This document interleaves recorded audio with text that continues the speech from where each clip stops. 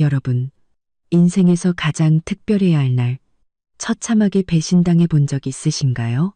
오늘 이야기는 바로 그런 한 여자의 이야기입니다. 후두둑 굵은 빗방울이 얼굴을 때리는 감각은 마치 작은 돌멩이가 섞인 것처럼 아팠고 차가운 바람을 타고 목덜미로 파고들었습니다. 저도 모르게 몸서리가 쳐졌죠. 저는 빗물에 흠뻑 젖어 흐물흐물해진 보온병을 손에 꼭 쥔 채 명우그룹의 번쩍이는 사옥 앞에 서 있었습니다. 핸드폰 화면에는 부재중 전화 17통이라는 기록이 선명했고 그걸 보는 제 손끝은 하얗게 질려 있었어요. 오늘은 저와 고명우의 결혼 3주년 기념일이었습니다. 저는 이날을 위해 일부러 일찍 퇴근해서 허름한 월세집에서 3시간 동안 갈비탕을 끓이고 버스를 2번이나 갈아타고 이곳까지 왔습니다. 그저 그 사람과 따뜻한 저녁 한 끼를 함께하고 싶었을 뿐인데 신락 같던 빗줄기는 어느새 장대비로 변했고 저는 이곳에서 거의 1시간을 꼬박 서 있었습니다. 하지만 명우의 전화는 끝내 받지 않았죠.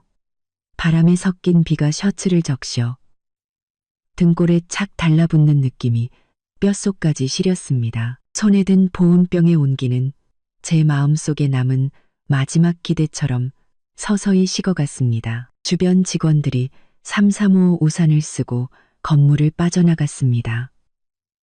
제 곁을 지날 때마다 그들의 눈빛에는 동정과 의아함이 섞여 있었죠. 제가 구 대표에 내세울 것 없는 아내라는 건 모두가 아는 사실이었으니까요. 배경도 집안도 변변찮아 오로지고 대표의 일시적인 동정심 덕에 결혼한 여자. 이를 악물고 비를 맞으며 버스 정류장으로 가려던 바로 그 순간 세찬 빗줄기를 뚫고 눈부신 헤드라이트 불빛이 비쳤습니다. 제 눈이 번쩍 뜨였습니다. 명우의 차였어요. 검은색 벤틀리가 천천히 사옥 앞에 멈춰 섰습니다. 저는 서둘러 얼굴에 빗물을 닦아내고 그쪽으로 달려갔습니다. 꽁꽁 얼어붙은 손을 비비는 것조차 잊은 채였죠.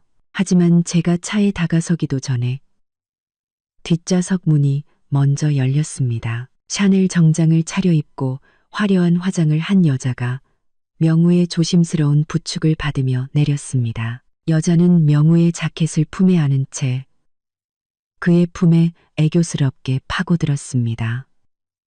빗소리를 뚫고 들려오는 목소리는 소름 끼치게 달콤했습니다.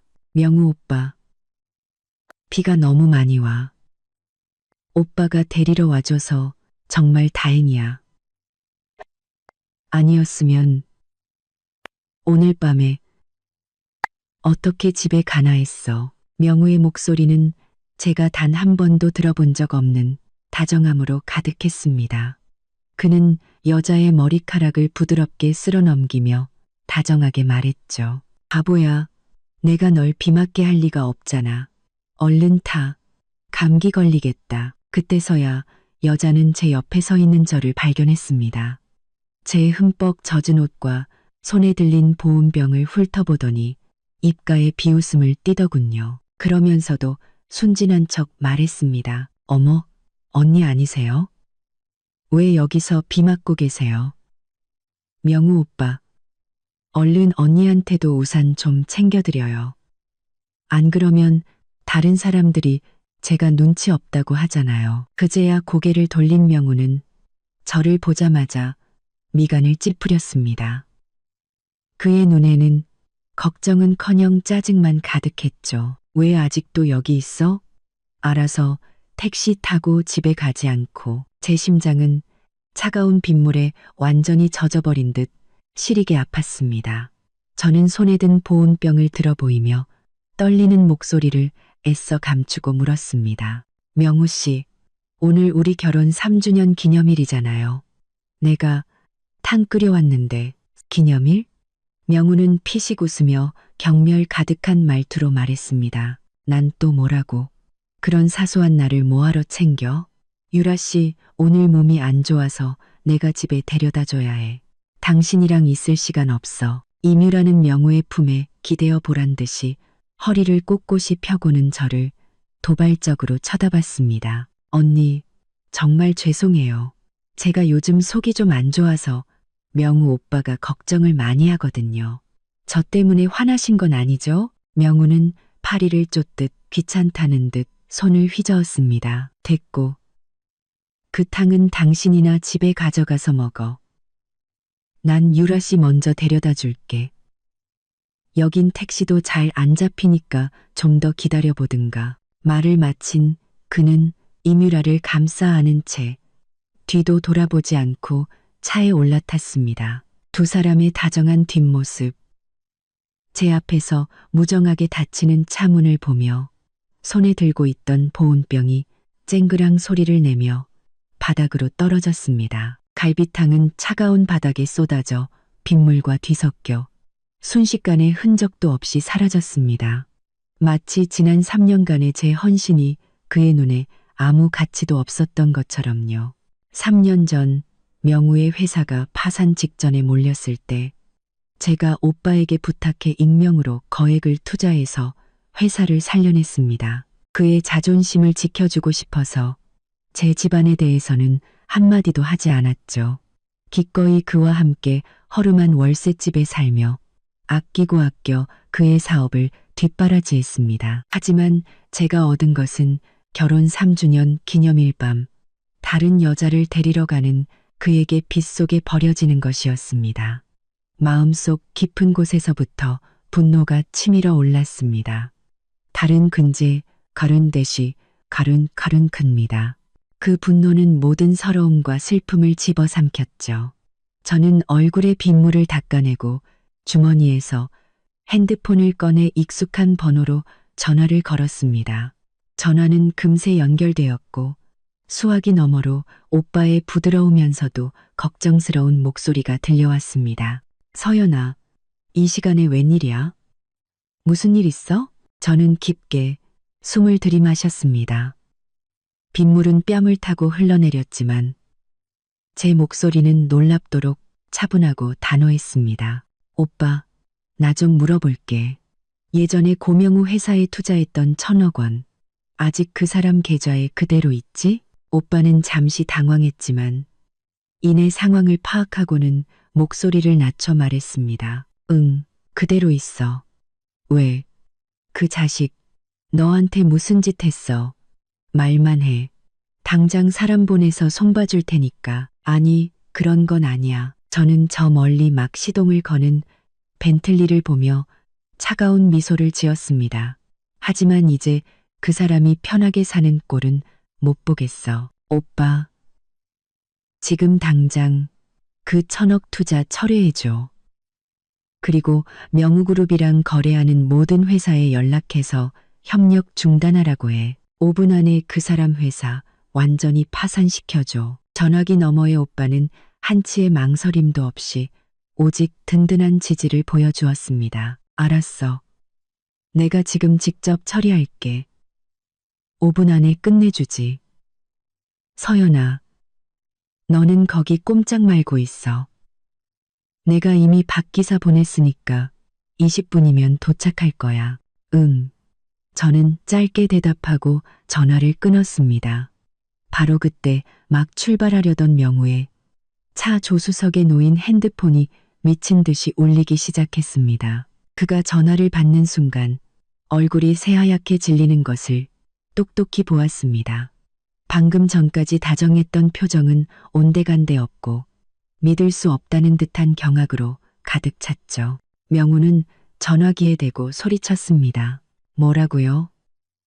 자금줄이 끊겼다고? 1,000억 투자가 철회되고 모든 협력사가 계약을 파기했다고? 그게 무슨 말입니까? 뭔가 잘못된 거겠죠. 이뮤라는 그의 험악한 모습에 놀라 조심스럽게 팔을 잡아당겼습니다. 명우 오빠, 왜 그래? 무슨 일이야? 명우는 전화를 끊어버렸습니다. 그의 이마에는 식은땀이 가득했죠. 그는 무언가 떠오른 듯 갑자기 고개를 돌려 빗속에 서 있는 저를 죽일 듯이 노려봤습니다. 그 눈빛에는 충격과 의심, 그리고 믿을 수 없다는 공포가 뒤섞여 있었습니다. 그는 창문을 박차고 나와 쏟아지는 비도 아랑곳하지 않고 제게 달려왔습니다. 제 팔을 붙잡는 그의 악력은 뼈가 으스러질 듯 강했습니다. 내 짓이지? 박서연, 네가 꾸민 짓이지? 저는 그의 손을 세차게 뿌리쳤습니다. 빗물이 얼굴을 때리는 와중에도 저는 그의 당황한 모습을 보며 일말의 동정심도 없이 차가운 쾌감만을 느꼈습니다. 저는 가볍게 웃으며 작지만 그의 귓가에 똑똑히 들릴 목소리로 말했습니다. 고명우 씨, 당신 생각은 어때? 당신이 지금의 자리에 오른 게 정말 당신 혼자만의 힘이라고 생각해? 명우의 얼굴은 더욱 창백해졌고 입술을 파르르 떨었지만 한마디도 하지 못했습니다. 그때 그의 핸드폰이 다시 울렸습니다. 이번엔 그의 비서였습니다. 울먹이는 목소리로 말하더군요. 대표님, 큰일 났습니다.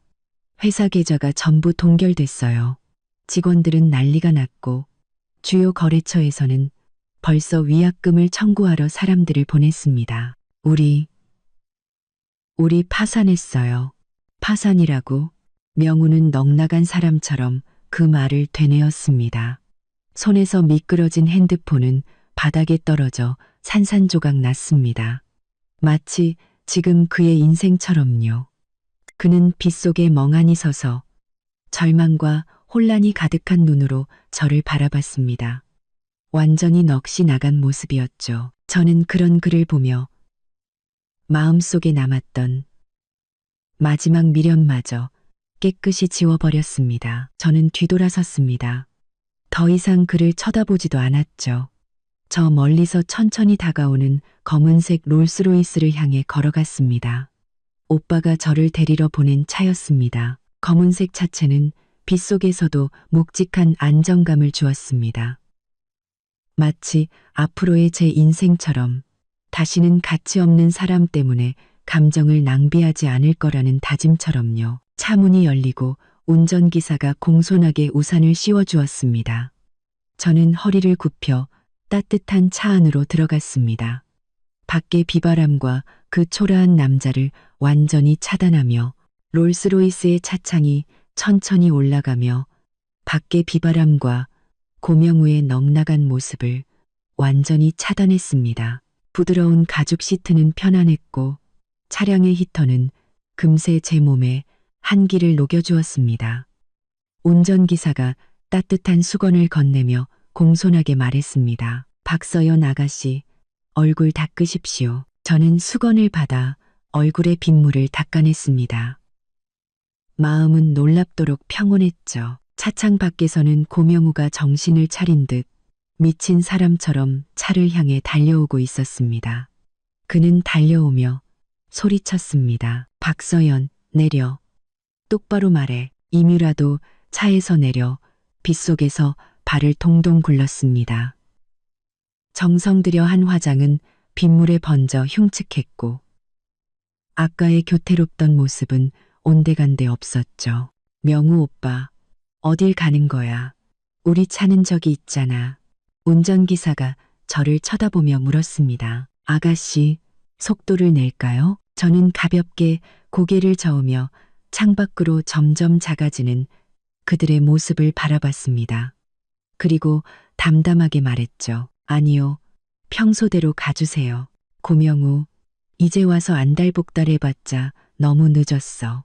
3년간의 내 진심은 그가 나를 버리기로 선택한 그 순간 이미 제가 되어 사라졌으니까.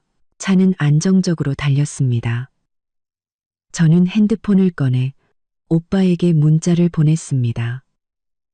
차에 탔으니 걱정 말라고요. 오빠는 금세 답장을 보내왔습니다. 투자 철회 관련 서류 처리는 모두 끝났어.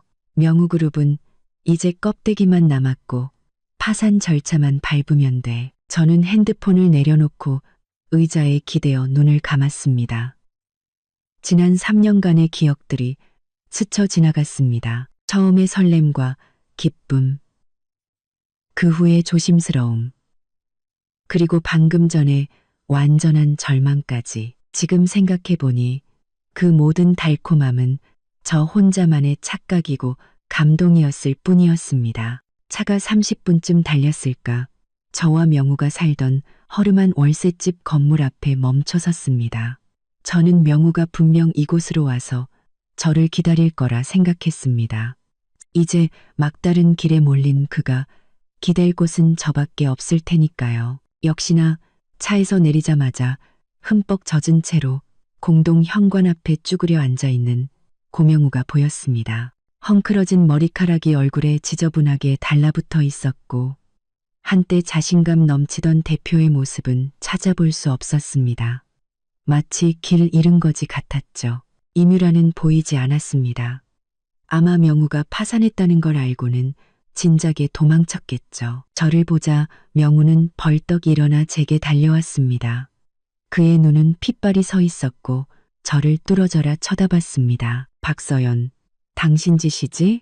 그 1,000억 투자 당신이 철회하라고 한 거지? 저는 그를 무시하고 건물 안으로 들어가려 했습니다. 그가 제 손목을 거칠게 붙잡았습니다. 말해, 당신이냐고. 대체 왜 그런 짓을 한 거야? 그건 내 회사였어. 저는 그의 손을 세차게 뿌리치고 한 걸음 물러서서 그를 차갑게 바라봤습니다. 당신 회사. 고명우 씨, 정신 차려. 3년 전에 누군가 당신에게 그 목숨 같은 돈을 투자해주지 않았다면 당신 회사는 진작에 망했어. 지금 여기 서서 나한테 소리 지를 자격조차 없다고. 명우는 충격받은 듯 저를 쳐다봤습니다. 당신이 3년 전 투자를 어떻게 알아? 그건 익명 투자였고 나랑 비서 말고는 아무도 모르는 일인데. 아무도 모른다고? 저는 피식 웃으며 가방에서 서류 한 장을 꺼내 그의 얼굴에 던졌습니다. 직접 봐. 이 투자 계약서에 서명한 사람이 누군지. 명우는 떨리는 손으로 바닥에 서류를 주었습니다. 그리고 박진혁이라는 세 글자를 본 순간 그의 동공이 격렬하게 흔들렸습니다. 얼굴은 종이장처럼 하얗게 질렸죠.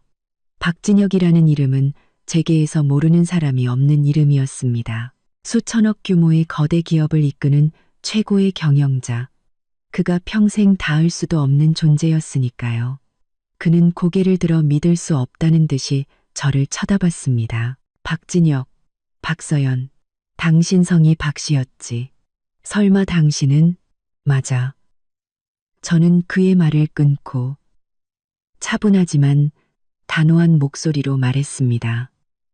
박진혁 회장이 내 친오빠야. 3년 전 당신 회사가 파산 직전이었을 때 내가 오빠에게 부탁해서 그 돈을 투자해 준 거야. 익명으로 해달라고 한 건 당신이 부담 느끼거나 자존심 상할까봐. 그랬던 거고. 고명우의 몸이 휘청였습니다. 마치 모든 기력을 잃은 사람처럼요. 그는 입을 열었지만 목소리는 심하게 갈라져 나왔습니다. 그래서 당신은 아무 배경 없는 평범한 여자가 아니라 박 회장 동생이었던 거야? 그렇다면 어쩔 건데? 저는 온기 없는 눈으로 그를 바라봤습니다. 나는 박 회장 동생이지만 기꺼이 당신과 함께 이 좁아터진 월세집에서 살았어. 매일 아끼고 아껴 당신 밥 해주고 빨래 해주고 당신 사업을 응원했지. 내가 진심으로 대하면 당신도 언젠가는 알아줄 거라고 믿었어. 그런데 내가 뭘 얻었지? 결혼 3주년 기념일에 다른 여자를 데리러 가느라 나를 빗속에 버려두는 걸 얻었지. 일부러 그런 게 아니야. 명우는 당황하며 변명했습니다. 나는 그냥 유라 씨가 혼자 있는 게 위험할 것 같아서 데려다 주는 게 맞다고 생각했어. 다른 뜻은 없었어. 서연아, 제발 이번 한 번만 용서해줘. 내가 잘못했어. 다시는 안 그럴게. 용서? 저는 기가 막힌다는 듯 웃음을 터뜨렸습니다. 하지만 눈물이 왈칵 쏟아질 뻔했죠. 슬퍼서가 아니라 과거의 제 모습이 너무나 어리석고 가여워서요. 고명우 씨, 지금 와서 그런 말이 소용있을 것 같아. 당신이 나를 버린 그 순간, 오늘의 결말을 예상했어야지. 그때 명우의 핸드폰이 다시 울렸습니다. 사채업자에게서 온 전화였죠. 그가 전화를 받아 지금은 돈이 없습니다. 라고 말하자마자 상대방은 온갖 욕설을 퍼부었습니다. 마지막으로 내일까지 돈 안 갚으면 시체로 발견될 줄 알아. 라는 말을 남기고 전화를 끊었죠. 명우는 바닥에 주저앉았습니다. 손에 들고 있던 핸드폰이 또다시 바닥으로 떨어졌죠. 그는 절망과 애원이 뒤섞인 눈으로 저를 쳐다봤습니다. 저를, 서연아, 내가 잘못했어. 정말 잘못했어. 오빠한테 한 번만 더 도와달라고 해주면 안 될까? 회사만 다시 살릴 수 있다면 네가 시키는 건 뭐든지 할게. 한 번만, 강범한 마. 정범한 됐다. 정범한 돼서 이뮤라랑도 깨끗하게 정리하고 다시는 연락 안 할게. 너랑 다시 잘해보고 싶어. 응? 저는 그의 비굴한 모습을 보며 조금도 마음이 흔들리지 않았습니다. 그가 나를 버릴 때 오늘 같은 날을 생각이나 했을까요?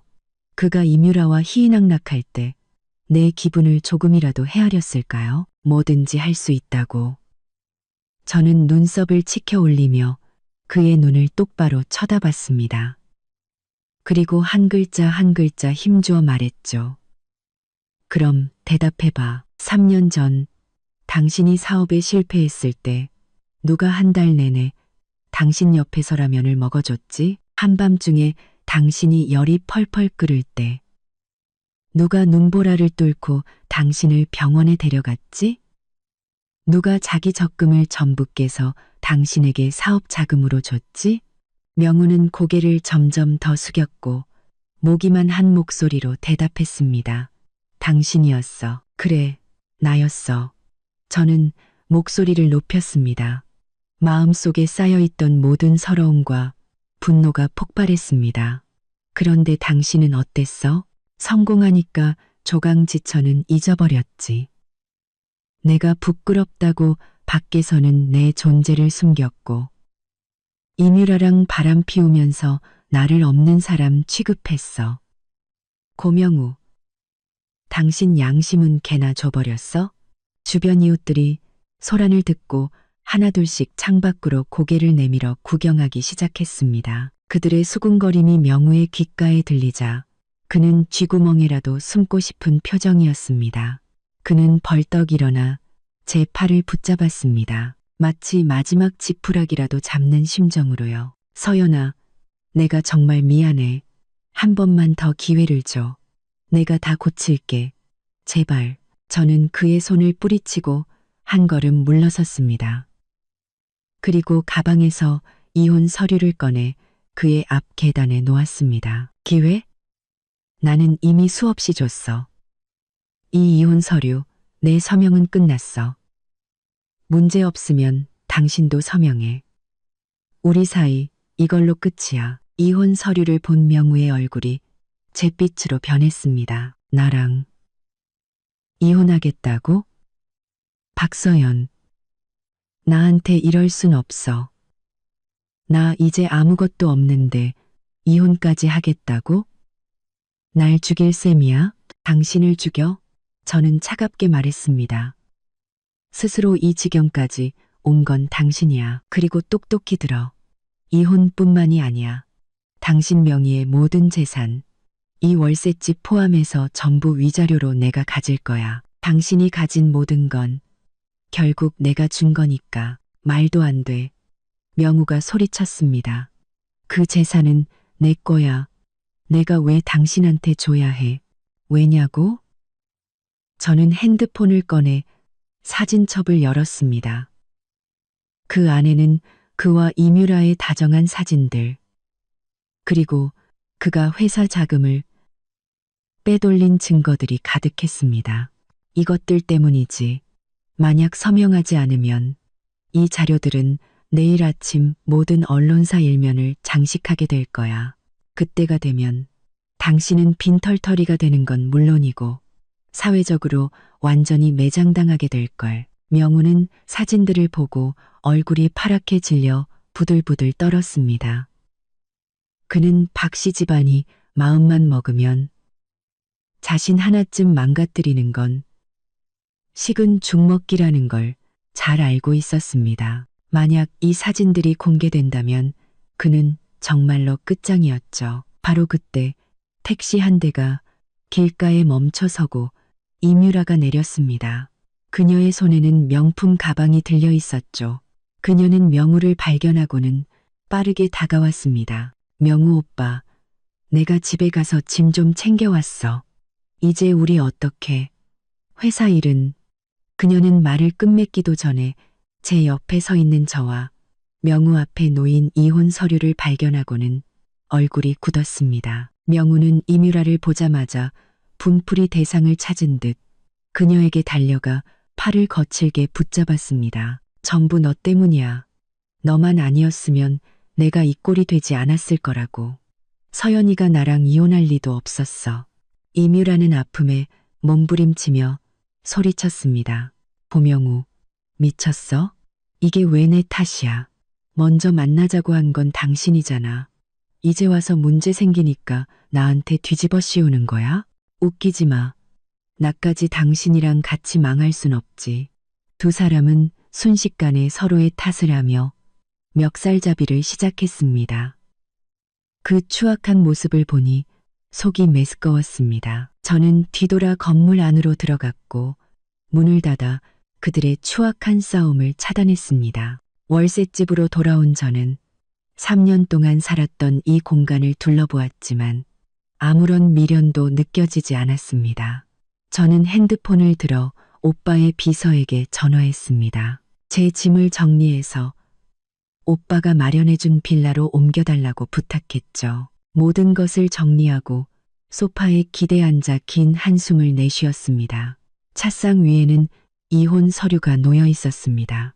저는 고명우가 결국 서명할 거라는 걸 알았습니다. 그리고 저 또한 이 지긋지긋한 결혼 생활에서 벗어나 새로운 인생을 시작할 수 있게 될 것이었습니다. 하지만 저는 이뮤라가 저를 찾아와 더 엄청난 서프라이즈를 안겨줄 거라고는 상상도 못했습니다. 쾅, 쾅, 쾅.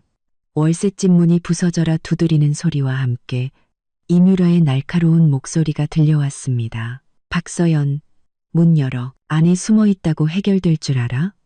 명우 오빠 회사 망하게 할 배짱은 있으면서 나랑 얼굴 보고 얘기할 용기는 없어? 제가 막 문을 열러 가려는데 문 밖에서 명우의 목소리가 들려왔습니다. 짜증과 비굴함이 섞인 목소리였죠. 유라 씨, 진정해. 서연이가 지금 마음고생이 심하잖아. 우리 좋게 이야기하자. 좋게 이야기하자고.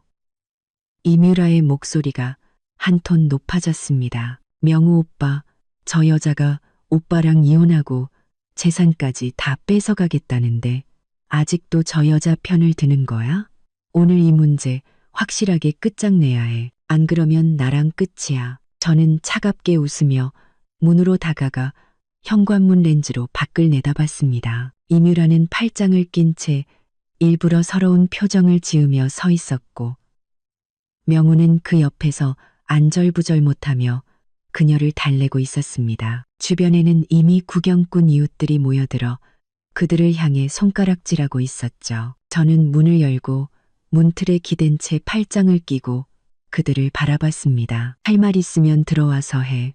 동네 시끄럽게 하지 말고. 이뮤라는 문이 열리자마자 털을 곤두세운 고양이처럼 제게 달려들어 제 코앞에 손가락질하며 소리쳤습니다. 박서연, 이 악독한 여자. 명우 오빠가 너한테 얼마나 잘해줬는데 어떻게 오빠 회사를 망하게 하고 이혼까지 요구할 수가 있어? 대체 무슨 꿍꿍이야. 나한테 잘해줬다고? 저는 눈썹을 치켜 올리며 명우를 쳐다봤습니다.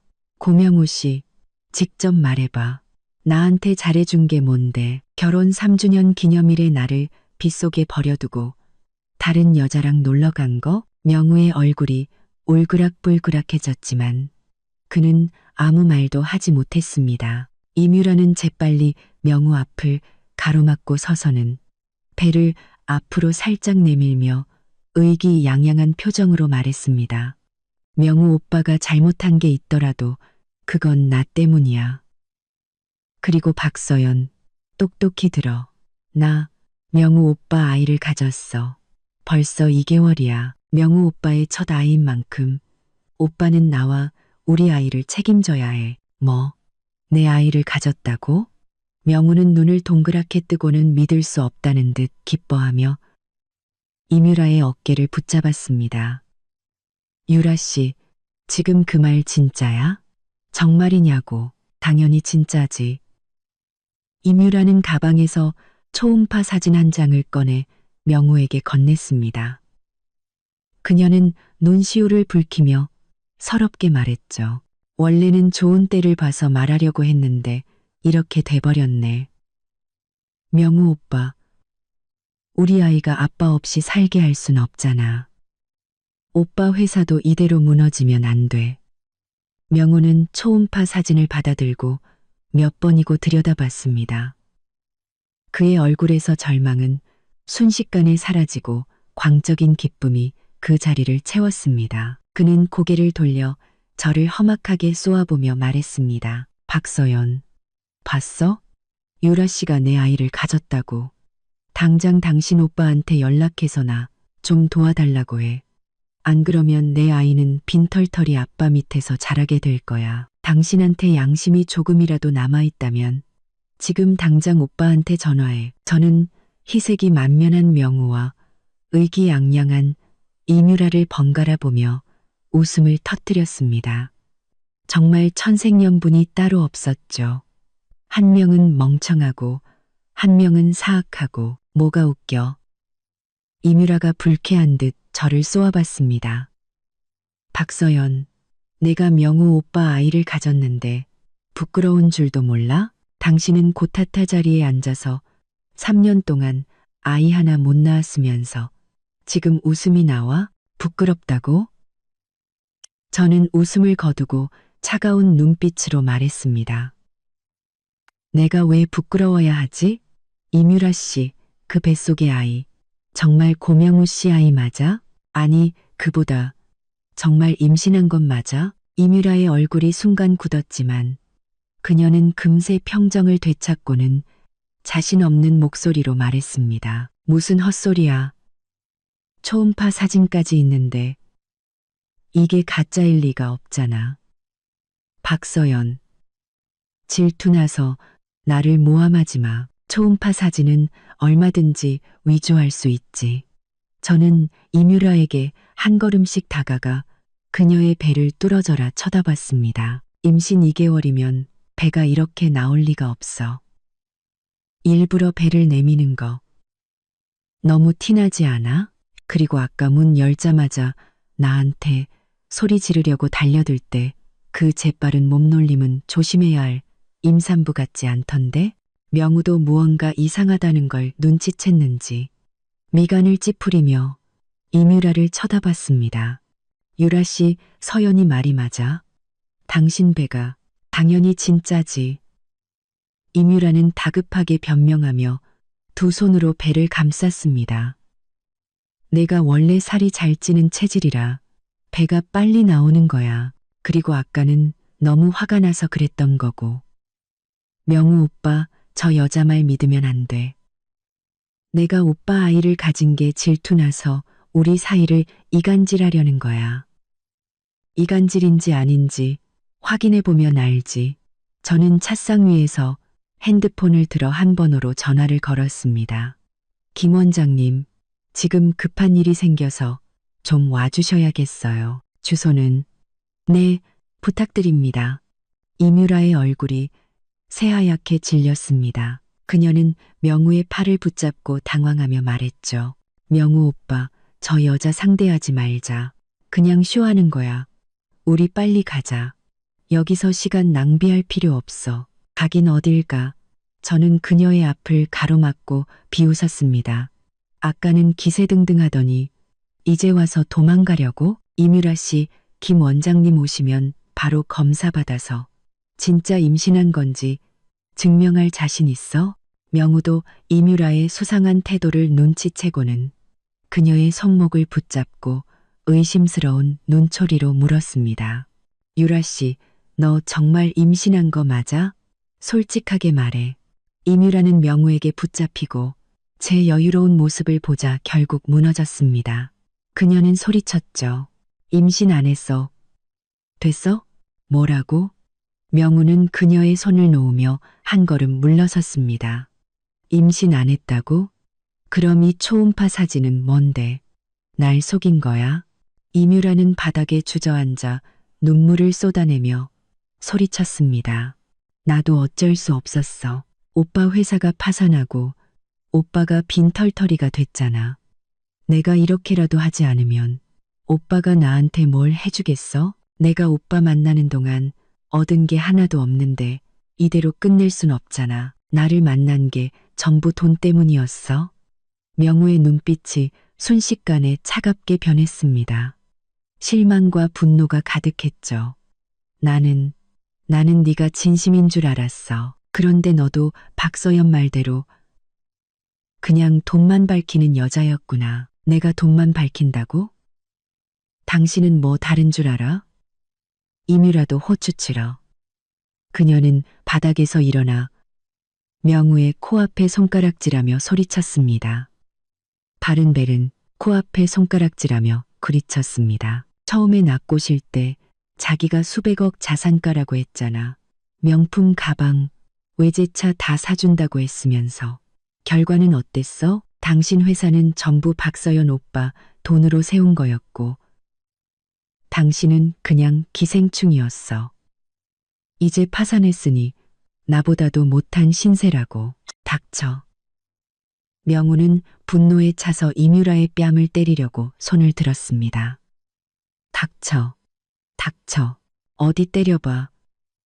이뮤라도 만만치 않았습니다. 그녀는 그의 손을 맞고는 오히려 그를 밀쳐냈죠. 고명우. 나 때리면 당신이 혼외정사 저지르고 회사 자금 빼돌린 거 전부 다 언론에 터뜨릴 거야. 당신 인생 완전히 끝장내주겠어. 두 사람이 엉켜 싸우는 동안 초인종이 울렸습니다. 김 원장님이 도착한 것이었죠.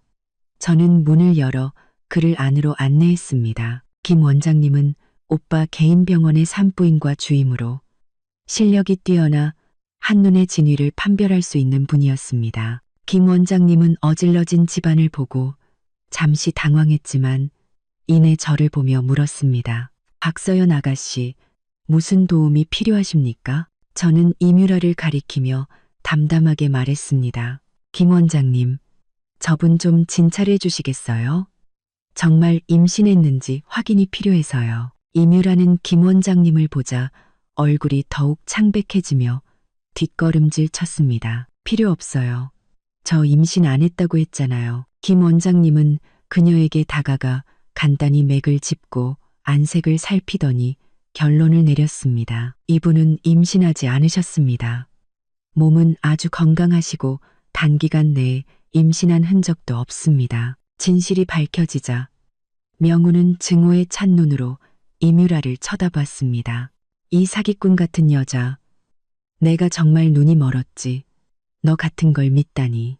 이뮤라는 이제 모든 것이 끝났다는 걸 알고는 자포자기한 채 차갑게 웃었습니다. 고명우, 나만 탓하지 마. 당신도 별반 다를 거 없어. 박서연이 당신을 용서해 줄 것 같아? 그녀는 이미 당신의 본 모습을 다 봤어. 당신은 이제 빈털터리로 평생 가난하게 살게 될 거야. 말을 마친 그녀는 뒤돌아 문 밖으로 뛰쳐나갔습니다. 제 곁을 지날 때 저를 험악하게 쏘아보는 것도 잊지 않았죠. 저는 비웃었습니다. 그런 좀스러운 인물은 제 눈에 들어오지도 않았으니까요. 이뮤라가 떠난 후 집안은 다시 조용해졌습니다.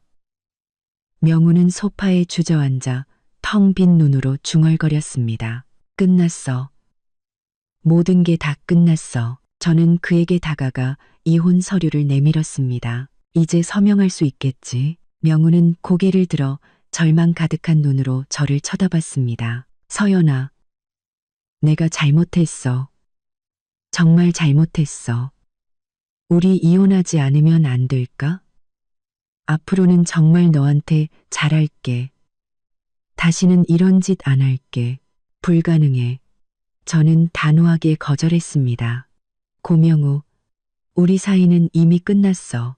당신이 나를 빗속에 버려둔 그 순간부터 명우는 제가 확고하다는 것을 깨닫고는 더 이상 희망이 없다고 생각했는지 마침내 떨리는 손으로 펜을 들어 이혼 서류에 서명했습니다.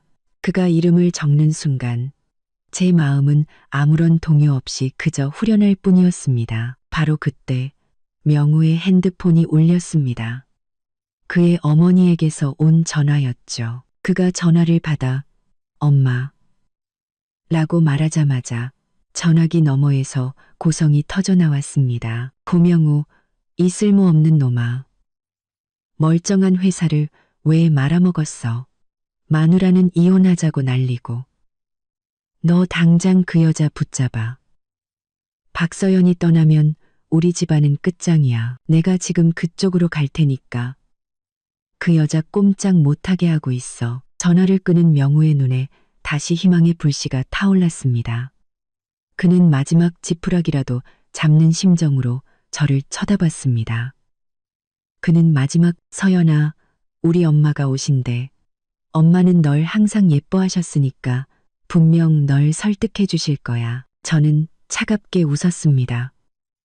명우의 어머니가 얼마나 좋은 분인지 저는 뼈저리게 느끼고 있었으니까요. 결혼 3년 내내 그녀는 저에게 좋은 낯빛 한 번 보여준 적이 없었습니다. 제가 자기 아들에게 어울리지 않는다고 생각했고 만날 때마다 저를 비꼬았죠. 알도 못 낳는 암탈기라느니 아들 앞길을 막는다느니 하면서요. 이제 와서 명우가 파산했다는 걸 알고는 저를 붙잡으려 하다니 정말 대단한 계산이었습니다.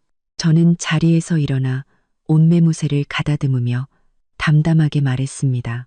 어머님이 오신다니 기다려 드려야지.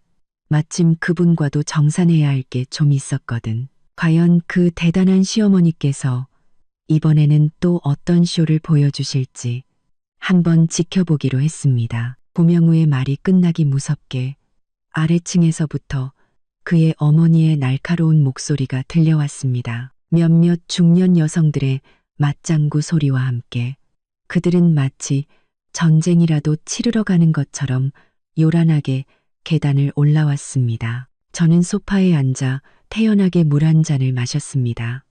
마치 나와는 상관없는 한 편의 막장 드라마를 보는 것처럼요. 문이 쾅 소리를 내며 거칠게 열렸습니다. 명우의 어머니는 금팔찌를 찬 손을 허리에 얹고 그 뒤로 명우의 고모와 이모가 살기등등한 표정으로 서 있었습니다.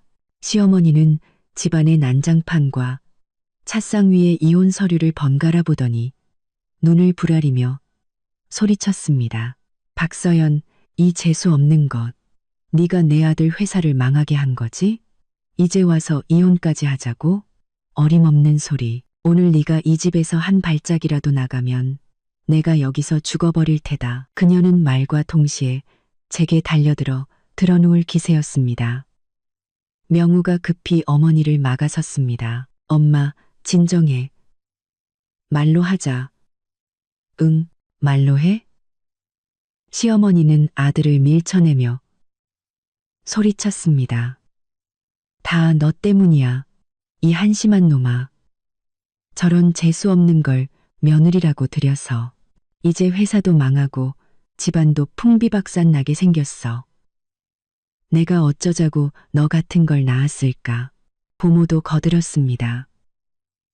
그녀는 제 코앞에 손가락질하며 소리쳤죠. 박서연, 너 정말 독하다.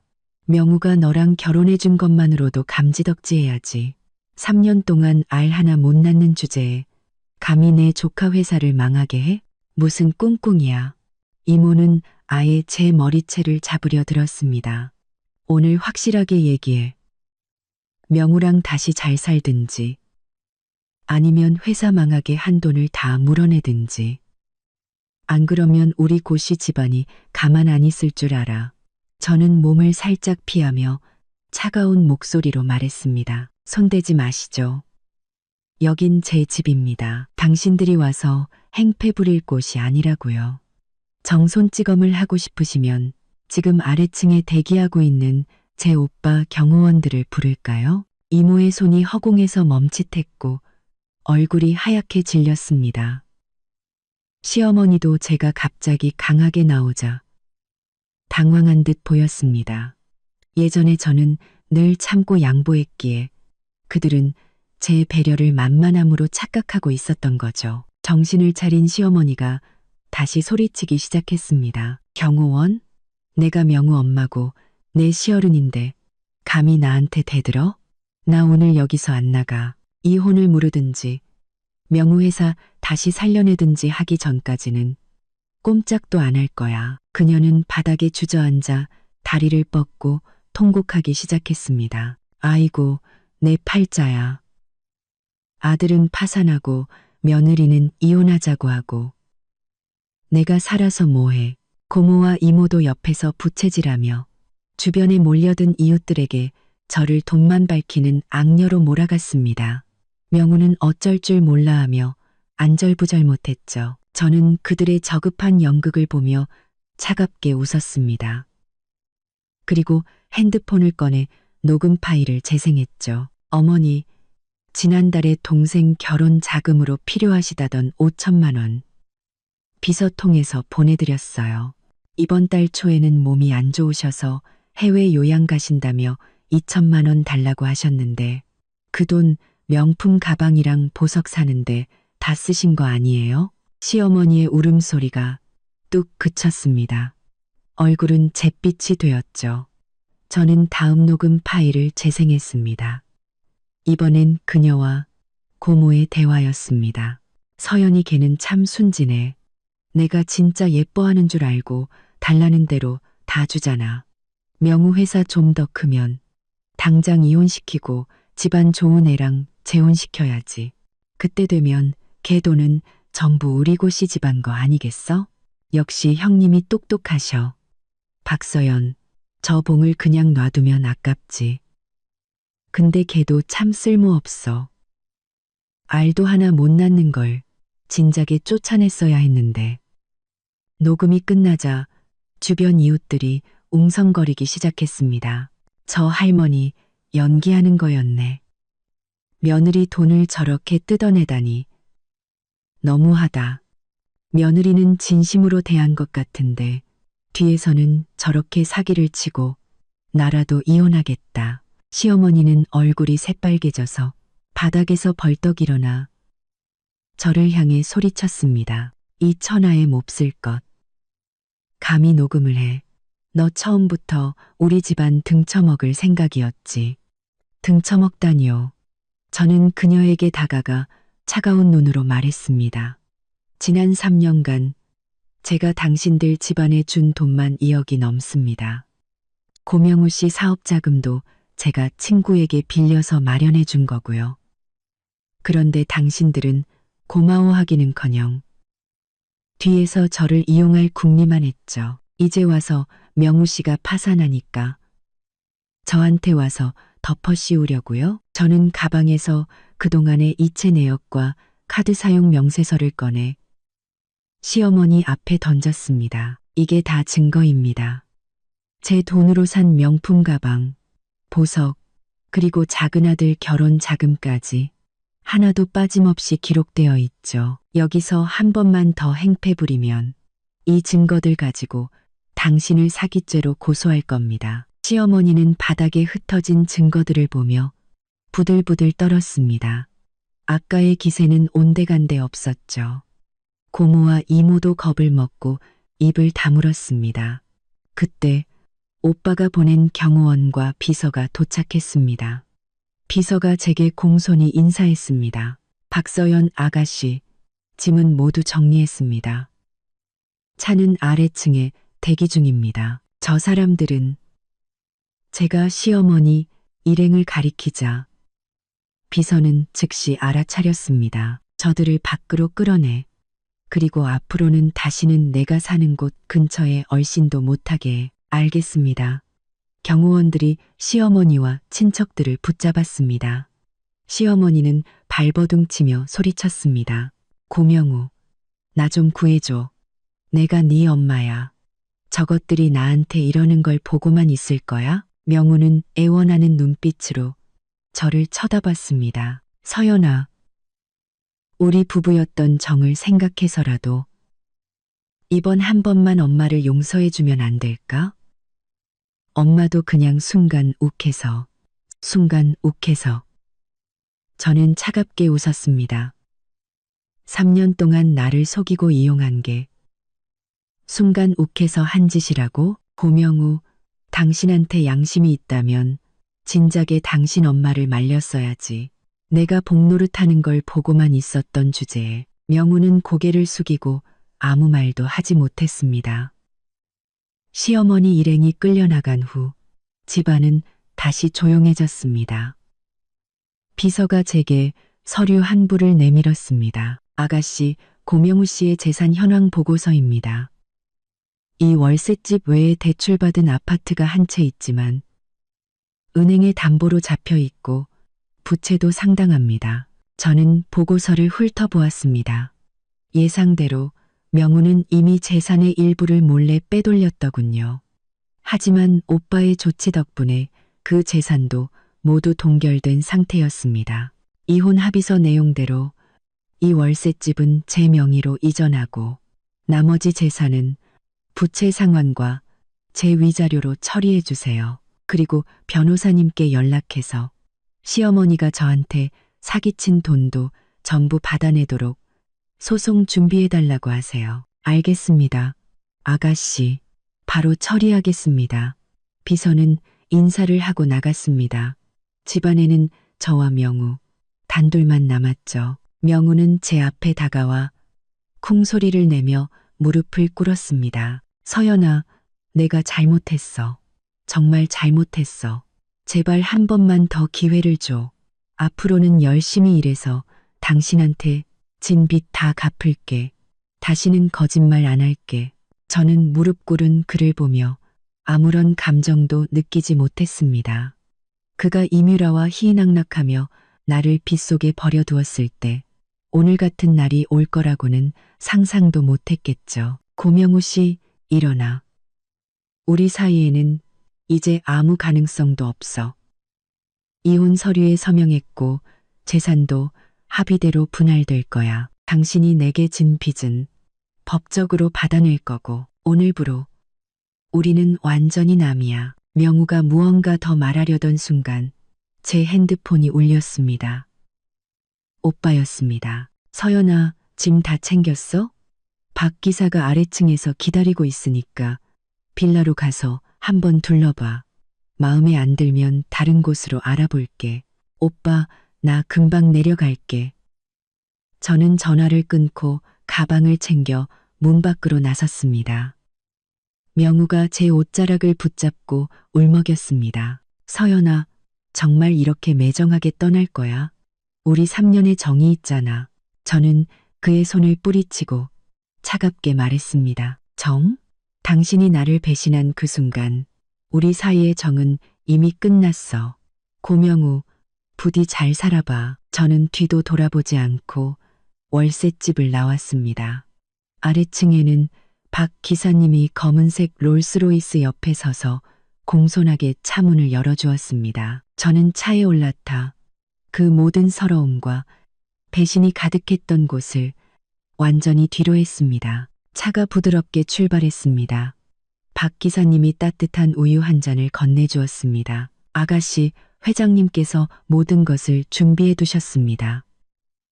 빌라에는 전담 요리사와 가사도우미가 있으니 편히 지내시면 됩니다. 저는 우유를 받아들고 고개를 끄덕였습니다. 창밖으로 빠르게 스쳐 지나가는 풍경을 보며 저는 제 새로운 인생이 시작되었음을 직감했습니다. 하지만 저는 고명우가 오빠의 회사 앞까지 찾아와 더 추악한 짓을 저지를 거라고는 상상도 못했습니다. 그날 저는 오빠와 상의할 일이 있어 회사에 들렀습니다. 엘리베이터에서 내리자마자 회사 로비 한가운데에 무릎을 꿇고 있는 고명우를 발견했습니다. 그의 앞에는 서연아, 내가 잘못했어. 제발 용서해줘. 라고 적힌 팻말이 놓여 있었습니다. 주변은 구경꾼들로 가득했고 모두가 저를 향해 수군거렸습니다. 고명우는 저를 보자마자 달려와 제 다리를 붙잡고 눈물 콧물을 쏟아냈습니다. 서연아, 내가 정말 잘못했어. 이뮤라랑도 완전히 끝냈고 엄마한테도 대신 사과했어. 제발 이번 한 번만 용서해줘. 앞으로는 정말 너한테 잘할게. 뭐든지 다 할게. 주변 직원들은 경악을 금치 못하며 핸드폰으로 사진을 찍기 시작했습니다. 저는 미간을 찌푸리며 그의 손을 떼어내려 했었습니다. 고명우, 이거 놔. 창피하지도 않아? 안 놔. 명우는 저를 더욱 꽉 붙잡았습니다. 네가 용서해 줄 때까지 여기서 계속 무릎 꿇고 있을 거야. 그때 오빠의 비서실장이 다가와 경비원들에게 지시했습니다. 저 사람 끌어내. 앞으로는 회사 근처에 얼씬도 못하게 해. 근처에 얼씬도 못하게 해. 경비원들이 달려들어 명우를 강제로 끌어냈습니다. 그는 끌려가면서도 소리쳤습니다. 서연아, 나 포기 안 해. 네가 날 용서해 줄 때까지 절대 포기 안 할 거야. 저는 그의 초라한 모습을 보며 한숨을 내쉬었습니다. 오빠가 사무실에서 나와 제 어깨를 두드리며 말했습니다. 저런 인간 상대하지 마. 기분만 상하니까. 자, 들어가서 네가 새로 맡을 프로젝트나 한번 보자. 저는 고개를 끄덕이고 오빠를 따라 사무실로 들어갔습니다. 고명우가 쉽게 포기하지 않을 거라는 건 알고 있었습니다.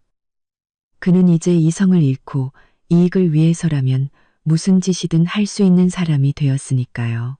하지만 저도 더 이상 예전처럼 약하지 않았습니다. 만약 그가 다시 저를 괴롭힌다면 그의 인생을 완전히 끝장내줄 각오가 되어 있었습니다. 그리고 얼마 지나지 않아 그는 정말로 다시 저를 찾아왔습니다. 이번에는 소위 참회록이라는 것을 들고서 말이죠. 고명우가 찾아왔을 때 저는 빌라 정원에서 차를 마시고 있었습니다.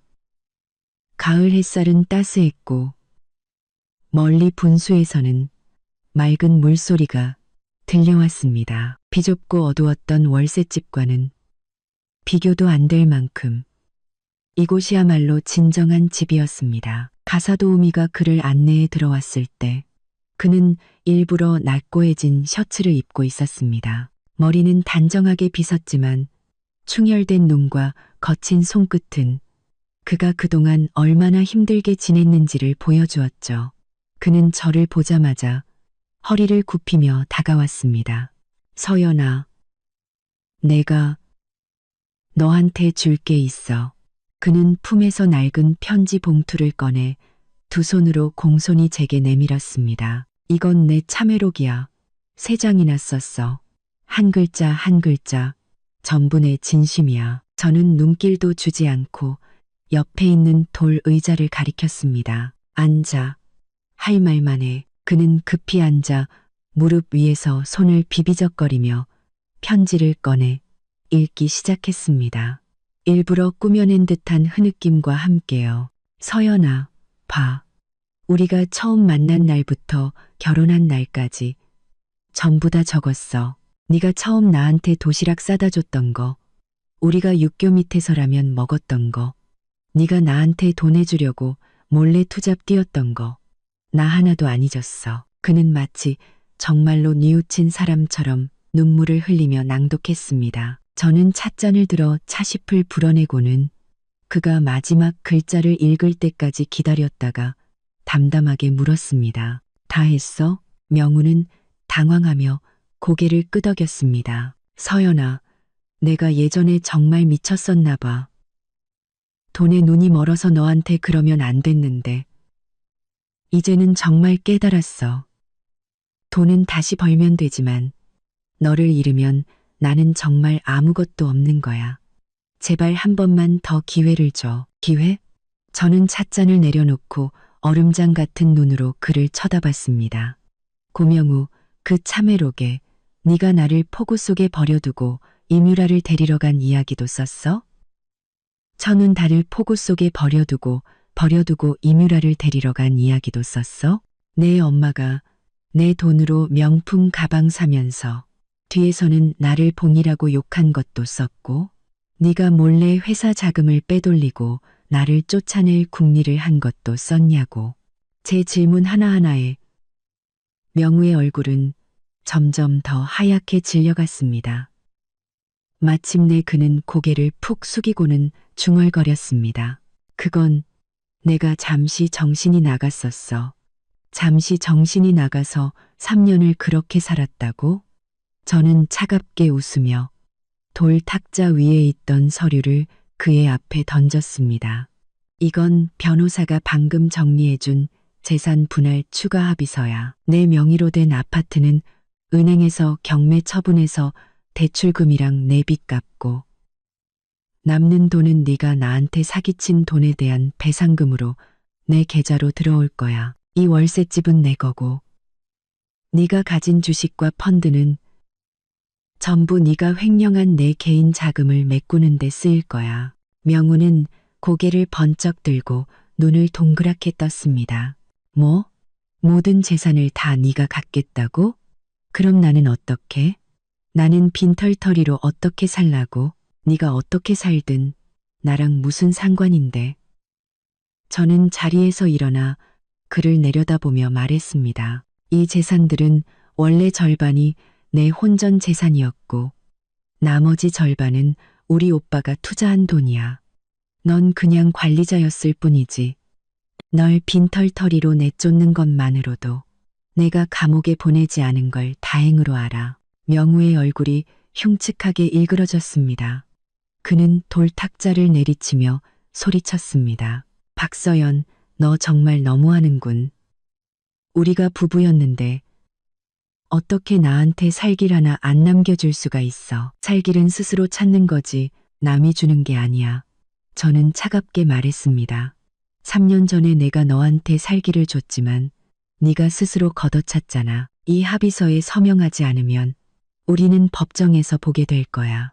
그때가 되면 넌 빈털터리가 되는 건 물론이고 사기 및 횡령죄로 감옥에서 몇 년은 썩게 될걸. 그때 제 변호사인 김 변호사님이 다가와 법원 소환장을 명우 앞에 내밀었습니다. 고명우 씨, 이것은 박서연 씨가 당신 어머니를 사기죄로 고소한 건에 대한 소환장입니다.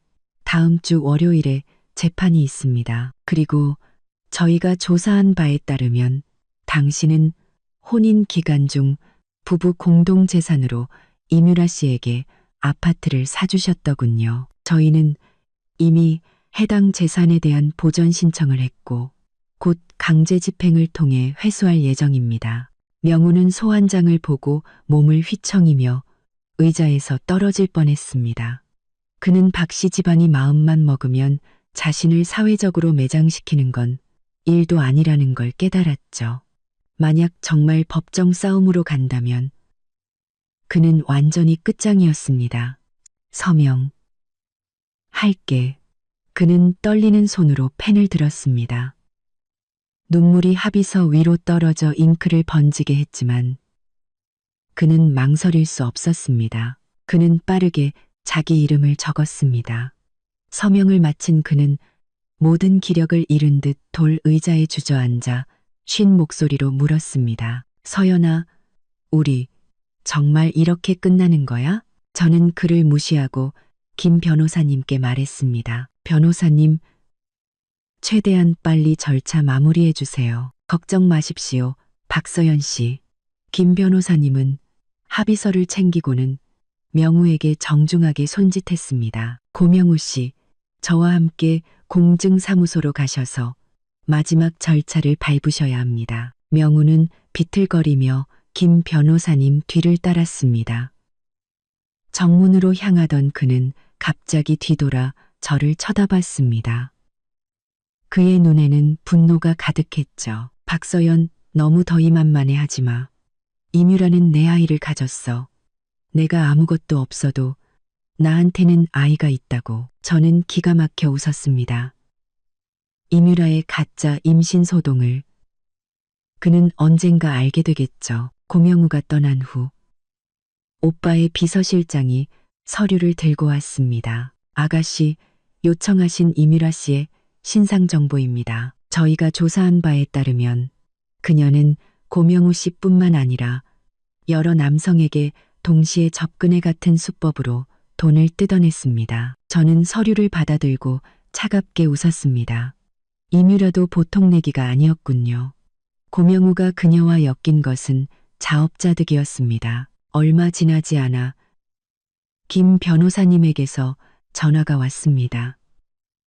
고명우가 공증사무소에서 난동을 부렸다는 것이었죠. 그가 이뮤라에게 연락해 함께 와달라고 했지만 그녀는 오기는커녕 그를 쓸모없는 놈이라고 욕하며 다시는 연락하지 말라고 했다는 겁니다. 고명우는 그제야 이뮤라가 자신을 진심으로 대한 게 아니라 그저 돈줄로만 여겼다는 사실을 깨닫고는 공증사무소에서 대성통곡하다가 경비원들에게 끌려나갔다고 했습니다. 저는 그 이야기를 듣고도 아무런 감흥이 없었습니다. 그들은 모두 자기가 저지른 일에 대한 대가를 치르고 있을 뿐이었으니까요. 그날 오후 제가 회사에서 업무를 보고 있는데 모르는 번호로 전화가 걸려왔습니다.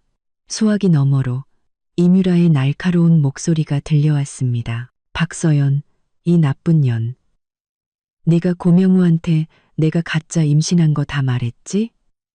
그놈이 지금 매일 나한테 와서 죽여버리겠다고 협박하잖아. 저는 눈썹을 치켜 올렸습니다. 고명우의 반응이 생각보다 빠르군요. 내가 말한 거 아니야.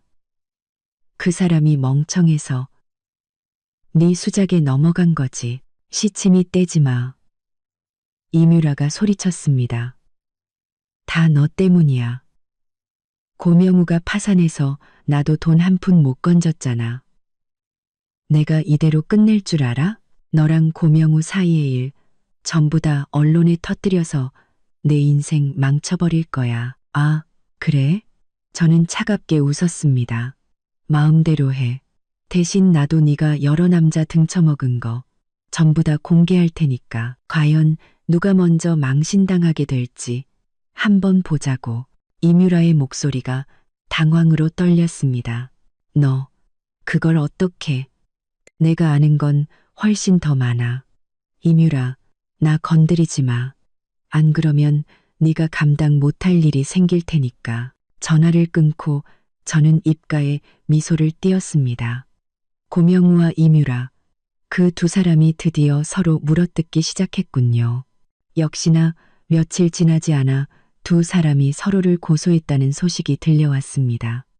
이뮤라가 명우의 남은 돈을 전부 들고 도망치자 화가 난 명우가 그녀의 집 앞에서 난동을 부리다 경찰서에 간 이뮤라는 명우가 자신에게 쓴 차용증과 은밀한 사진들을 증거로 내밀며 그가 돈도 갚지 않고 자신을 스토킹했다고 주장했습니다. 명우는 이뮤라가 자신에게 사기를 쳤다고 맞섰고 두 사람은 경찰서에서 추악한 싸움을 벌이다가 결국 유치장 신세를 지게 되었습니다. 이 사건은 금세 인터넷에 퍼졌고 사람들은 그들을 쓰레기 커플이라며 조롱했습니다. 고명우는 완전히 사회적으로 매장당했고 일자리도 구하지 못한 채 빚더미에 앉아 비참한 삶을 살게 되었습니다. 반면 저는 오빠의 든든한 지원 아래 제 사업을 성공적으로 이끌었습니다. 오빠 회사 산하의 한 화장품 브랜드를 맡아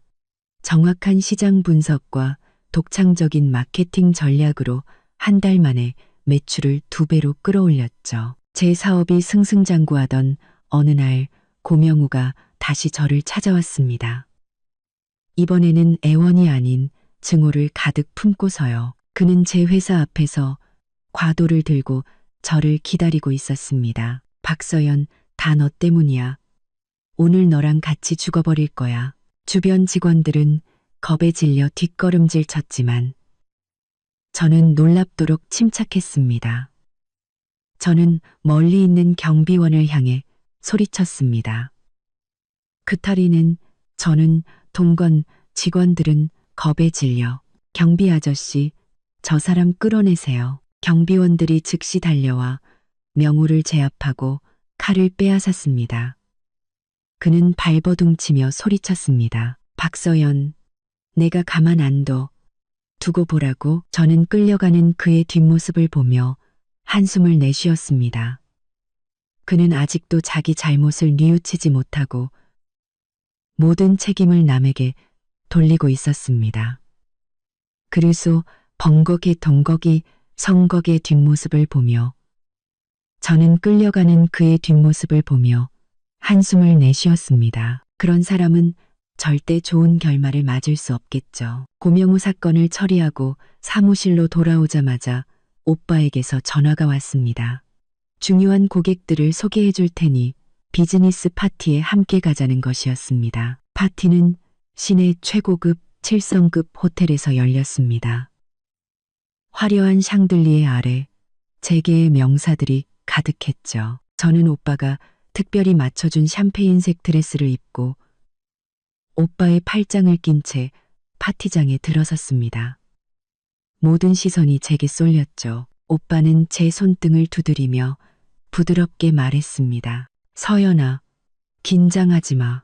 오빠가 있잖아. 오늘 온 사람들은 다들 업계에서 한가닥하는 분들이니까 인사 잘 나눠도 내 브랜드 성공에 큰 도움이 될 거야.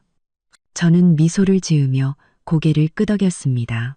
지난 몇 달간 저는 더 이상 고명우에게 얽매여 살던 초라한 여자가 아니었습니다.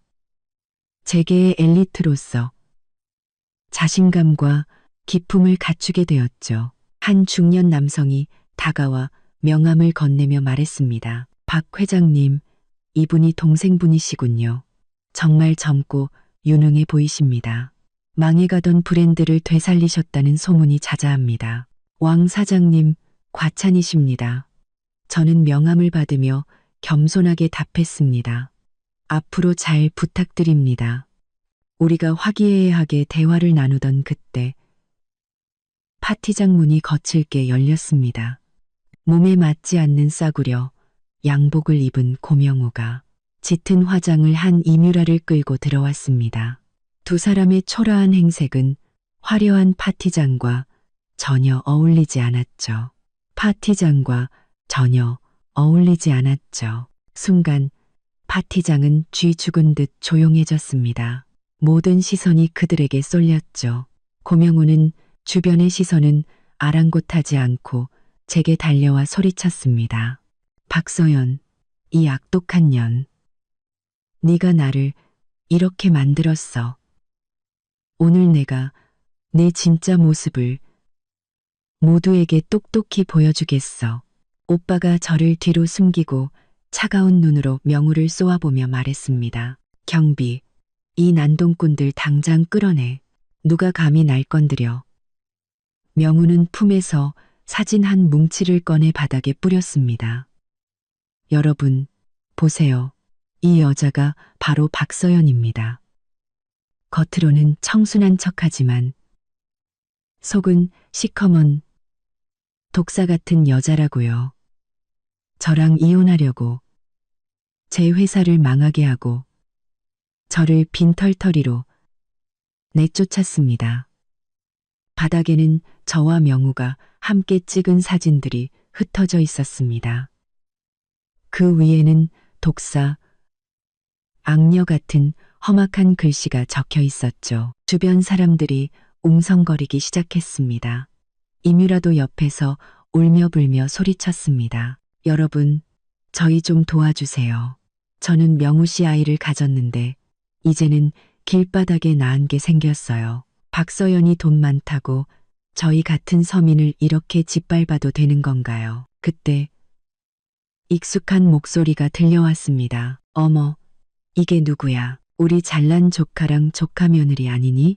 어쩌다 이 꼴이 됐을까? 고개를 돌리니 명우의 고모와 이모가 화려하게 차려입고 서 있었습니다. 두 사람은 파티에 몰래 들어와 음식을 즐기고 있었던 모양입니다. 고모는 명우에게 다가가 경멸의 눈빛으로 말했습니다. 명우야, 정말 우리 집안 망신 다 시키는구나. 멀쩡한 사장 자리를 걷어차고 바람을 피우더니 이제는 파산해서 이런 데 와서 행패를 부려? 자라만 사장 자리를 걷어차고 바람을 피우더니 이제는 파산해서 이모도 거들었습니다. 그러게 말이야. 우리가 그렇게 서연이랑 잘 살라고 했을 땐 듣지도 않더니 이제 와서 서연이가 잘 나가니까 매달리는 거야? 뻔뻔하게 명우는 충격받은 표정으로 그들을 쳐다봤습니다. 고모, 이모, 어떻게 그런 말을 하세요? 예전에는 안 그러셨잖아요. 예전은 예전이고 지금은 지금이지. 고모가 콧방귀를 뀌었습니다. 네가 돈 있을 땐 우리가 비위 맞춰줬지만 이제 빈털터리인 너랑 엮여서 좋을 게 뭐가 있겠어? 명우는 완전히 무너졌습니다. 그는 고개를 돌려 이뮤라를 험악하게 쏘아보며 소리쳤습니다. 다 너 때문이야. 너만 아니었으면. 이뮤라도 지지 않고 소리쳤습니다. 웃기지 마, 고명우. 네가 먼저 나한테 와서 집 사주고 차 사준다고 했잖아. 그런데 네가 사준 아파트 박서연이 다 뺏어갔어. 이 사기꾼아, 내가 사기꾼이라고? 진짜 사기꾼은 너잖아. 명우가 소리쳤습니다. 너 임신한 것도 아니었잖아. 전부 내 돈 노리고 접근한 거였으면서 임신을 안 했다고? 이뮤라는 꼬리를 밟힌 고양이처럼 소리쳤습니다. 고명우, 네가 먼저 박서연이랑 이혼하고 나랑 결혼하자고 했잖아. 내가 너 때문에 정리한 남자가 몇 명인 줄 알아? 그런데 이제 와서 날 사기꾼으로 몰아?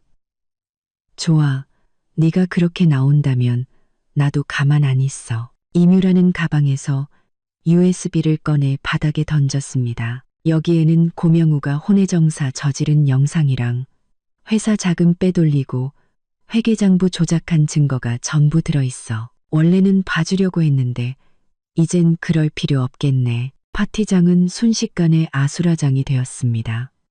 오빠의 비서실장이 즉시 USB를 주어 대형 스크린에 연결했습니다. 화면에는 명우와 이뮤라의 은밀한 영상과 그가 자금을 횡령한 은행 거래 내역, 그리고 조작된 회계장부가 적나라하게 나타났습니다. 명우는 바닥에 주저앉았습니다. 이뮤라는 그를 보며 차갑게 웃었습니다. 고명우, 이건 다 네가 자초한 일이야. 내 감정과 돈을 가지고 놀았으니 너도 똑같이 당해봐야지. 내가 언제 내 돈을 가지고 놀았어? 명우가 소리쳤습니다. 기억 안 나? 네가 사업 자금 필요하다고 해서 내가 500만 원 투자했잖아. 그런데 그 돈 네가 전부 도박으로 날렸지. 그리고 나한테 1,000만 원 빚졌다고 쓴 차용증도 있어. 이제 돈 갚아야지. 주변 사람들은 두 사람을 향해 손가락질하며 비난했습니다. 명우의 고모와 이모는 창피한 듯 슬그머니 자리를 뜨려 했습니다. 거기 서세요. 제가 입을 열었습니다. 고모, 이모, 이렇게 빠져나갈 수 있을 거라고 생각하세요? 당신들도 시어머니와 함께 제 돈을 사기쳤잖아요. 그 죗값 아직 치르지 않았습니다. 제 변호사가 이미 당신들을 고소할 준비를 마쳤습니다. 두 사람의 얼굴이 새하얗게 질렸습니다. 그들은 경비원들에게 붙잡혀 꼼짝도 못하게 되었죠. 절명우는 절망에 빠져 제게 달려들려 했습니다. 박서연, 너랑 끝까지 갈 거야. 오빠의 경호원들이 즉시 그를 제압했습니다. 그는 발버둥치며 소리쳤습니다. 박서연, 내가 죽어서도 널 가만두지 않을 거야. 죽어서도? 저는 그에게 다가가 그를 내려다보며 말했습니다. 고명우, 네가 그럴 자격이 있을까?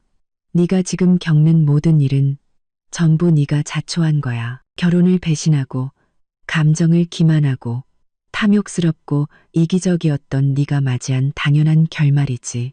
그리고 똑똑히 들어. 네가 죽어서 귀신이 되더라도 내 인생 근처에는 얼씬도 못할 거야. 내 인생은 더 이상 너 같은 인간 때문에 더럽혀지지 않을 테니까. 경비원들이 명우와 이뮤라 그리고 그의 친척들을 끌고 나갔습니다. 파티장은 다시 조용해졌죠. 오빠가 제 어깨를 감싸주며 말했습니다. 저런 인간들 때문에 기분 상하지 마. 나 괜찮아, 오빠. 저는 웃었습니다. 오히려 불쌍하다는 생각이 들어 아까 명함을 주었던 왕 사장님이 다가와 엄지를 치켜 세웠습니다. 박서연 대표님, 정말 대단하십니다. 이런 상황에서도 침착함을 잃지 않으시다니 앞으로 크게 성공하실 겁니다. 아까 말씀드렸던 협력건, 지금 바로 계약하시죠. 다른 기업가들도 제게 다가와 협력을 제안했습니다. 저는 자신감 있게 그들과 대화를 나누었고, 오빠는 옆에서 저를 자랑스럽게 쳐다보았습니다. 파티가 무르익을 무렵 김 변호사님에게서 전화가 왔습니다. 명우의 어머니가 사기죄로 구속되었고 명우와 이뮤라도 명예훼손 및 공공질서 문란 혐의로 유치장에 갇혔다는 소식이었습니다. 전화를 끊은 제 마음은 놀랍도록 평온했습니다. 그들은 마침내 자신들의 행동에 대한 대가를 치르게 된 것이었죠. 파티가 끝나고 집으로 돌아오는 차 안에서 저는 창밖의 화려한 야경을 보며 후련한 미소를 지었습니다. 제 새로운 인생은 이제 막 시작되었으니까요. 앞으로는 무한한 가능성이 저를 기다리고 있을 것이었습니다. 하지만 저는 명우가 유치장에서 풀려난 후 언론을 이용해 저를 비방할 거라고는 예상치 못했습니다. 그리고 그의 비방이 오히려 저를 더욱 유명하게 만들고 제 진짜 정체를 세상에 알리는 계기가 될 거라고는 더더욱 상상하지 못했죠. 그날 제가 회사에서 회의를 하고 있는데 비서가 다급하게 뛰어들어왔습니다. 대표님, 큰일 났습니다. 고명우 씨가 기자회견을 열고 대표님이 부정한 방법으로 성공했고 돈으로 자기를 협박해서 결혼했다고 주장하고 있습니다. 저는 신문을 받아들었습니다. 재벌가 딸, 강제 결혼 실패하자 전 남편 회사 파산시켜라는 자극적인 제목 아래 저를 악녀로 묘사하는 기사가 실려 있었습니다. 직원들은 걱정스러운 눈으로 저를 쳐다봤습니다. 저는 웃으며 그들을 안심시켰습니다. 걱정 마세요. 이 정도 일은 아무것도 아니니까요. 저는 즉시 오빠에게 전화를 걸었고 오빠는 분노하며 모든 것을 처리해주겠다고 약속했습니다. 그리고 저는 제 SNS에 명우의 혼외정사 증거, 재산 횡령 기록, 그리고 그의 어머니가 제 돈을 사기친 증거들을 모두 공개했습니다. 그리고 마지막으로 이렇게 적었죠. 진실은 언젠가 밝혀지는 법입니다. 저는 부정한 방법으로 성공한 적도 누군가를 협박한 적도 없습니다. 고명우 씨, 당신이 내게 진 빚은 하나도 빠짐없이 받아낼 겁니다. 이 게시물은 순식간에 퍼져나갔고 여론은 제 편이 되었습니다. 사람들은 제 진짜 정체, 즉 박진혁 회장의 동생이라는 사실을 알게 되었고 제 화장품 브랜드는 엄청난 홍보 효과를 누리며 매출이 급증했습니다. 반면 고명우는 명예훼손으로 고소당해 공개 사과와 함께 거액의 배상금을 물게 되었고 완전히 사회에서 매장당했습니다. 고명우가 빌라 대문 앞에 무릎을 꿇고 있던 날, 저는 막 신제품 생산 라인 시차를 마치고 돌아오는 길이었습니다. 검은색 마이바흐가 멈춰서고 운전기사가 공손하게 문을 열어주었습니다. 제가 10cm 하이힐을 신고 내렸을 때 제 치맛자락이 그의 마른 손가락을 스쳤습니다. 그는 고개를 들어 핏발 선눈으로 저를 쳐다봤습니다. 서연아. 그는 쉰 목소리로 제 이름을 부르며 무릎으로 기어왔습니다. 내가 잘못했어. 정말 잘못했어. 나 이제 밥도 못 먹고 살아. 제발 나 좀 불쌍하게 여겨줘. 한 번만 더 기회를 줘. 저는 계단 위에 서서 팔짱을 끼고 그를 내려다보았습니다. 불쌍하게 여겨달라고?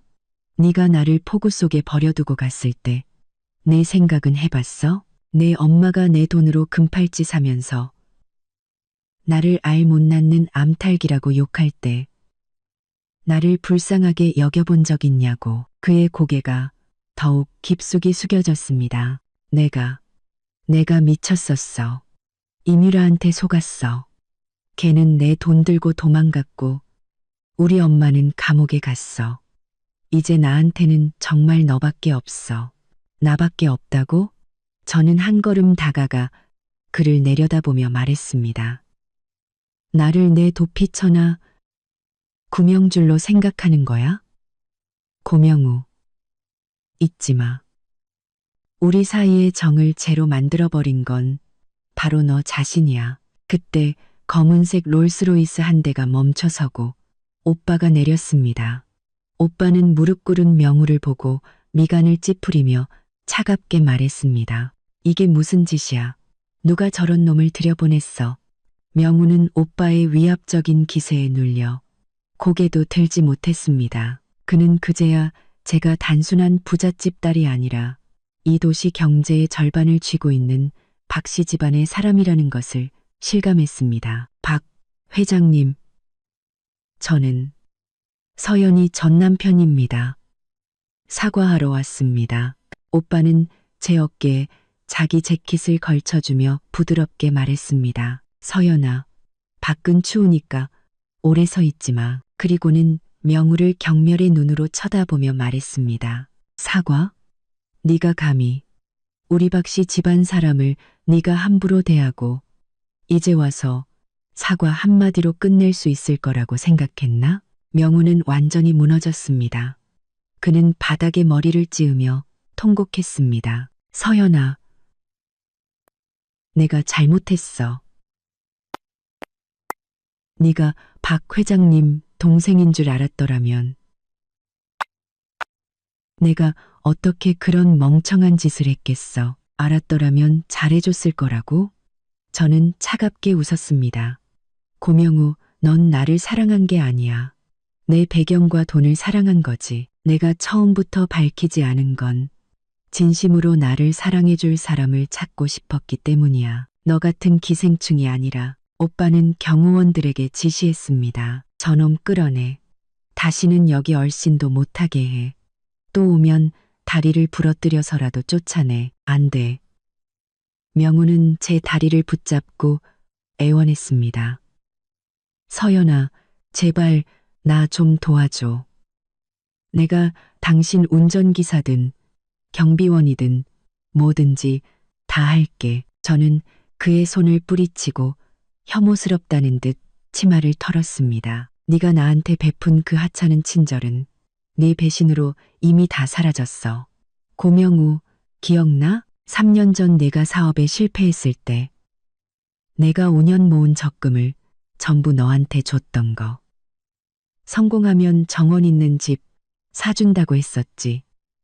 그런데 결과는 어땠어? 넌 내 돈으로 바람 상대에게 아파트를 사주고 나는 3년 내내 월세집에서 살게 했지. 그건 내가 잠시 정신이 나갔었어. 정신이 나갔다고? 저는 핸드폰을 꺼내 그와 이뮤라의 은밀한 영상을 보여주었습니다. 이뮤라랑 놀아날 때도 회사 자금 빼돌릴 때도 잠시 정신이 나갔던 건가? 명우는 영상을 보고 얼굴이 잿빛이 되어 아무 말도 하지 못했습니다. 경호원들이 그를 끌고 나갔습니다. 그는 끌려가면서도 소리쳤습니다. 서연아, 네가 아직 날 사랑하는 거 알아. 난 네가 날 용서해 줄 때까지 매일 여기서 기다릴 거야. 저는 그를 무시하고 빌라 안으로 들어갔습니다. 얼마 지나지 않아 명우가 사채업자들에게 쫓기다 다리 하나를 잃었다는 소식을 들었습니다. 임유라도 사기죄로 경찰에 쫓기는 신세가 되었고요. 그들은 모두 자업자득의 결말을 맞이한 것이었습니다. 이후로 저는 오빠의 도움을 받아 국제 뷰티 서밋에 참가했고 그곳에서 여러 건의 대형 계약을 성사시키며 사업을 크게 확장했습니다. 제 성공 스토리는 언론에 대서특필되었고 저는 제게에 떠오르는 신성으로 주목받았습니다. 그 과정에서 저는 파트너사 대표인 이도윤 씨를 만났습니다. 그는 온화하고 배려심 깊은 사람이었고 우리는 금세 가까워졌습니다. 그는 제 과거의 상처를 따뜻하게 보듬어 주었고 저는 그의 진심 어린 모습에 서서히 마음을 열었습니다. 고명우는 결국 교도소에서 병을 얻어 세상을 떠났습니다. 그의 마지막을 보고 싶냐는 연락이 왔지만 저는 거절했습니다. 그의 인생은 더 이상 저와 아무런 관련이 없었으니까요. 반년 후 제 브랜드가 올해의 국제신인 브랜드상을 수상하던 날 시상식이 끝나고 도윤 씨가 제게 무릎을 꿇고 청혼했습니다. 서연 씨, 지금까지 혼자서 너무 힘든 길을 걸어왔어요. 앞으로의 길은 제가 함께 걷고 싶습니다. 저와 결혼해 주시겠어요?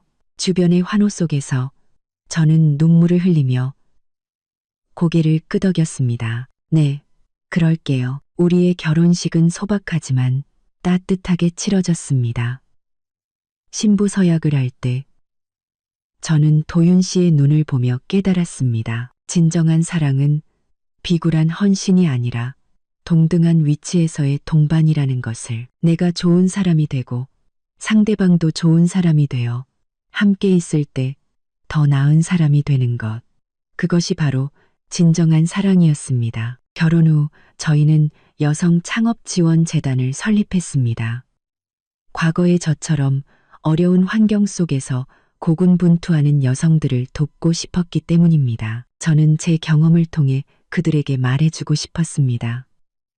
어떤 배신과 상처를 겪더라도 결코 자신을 포기하지 말라고. 스스로를 사랑하고 노력한다면 언젠가는 반드시 자신만의 빛을 찾게 될 거라고요.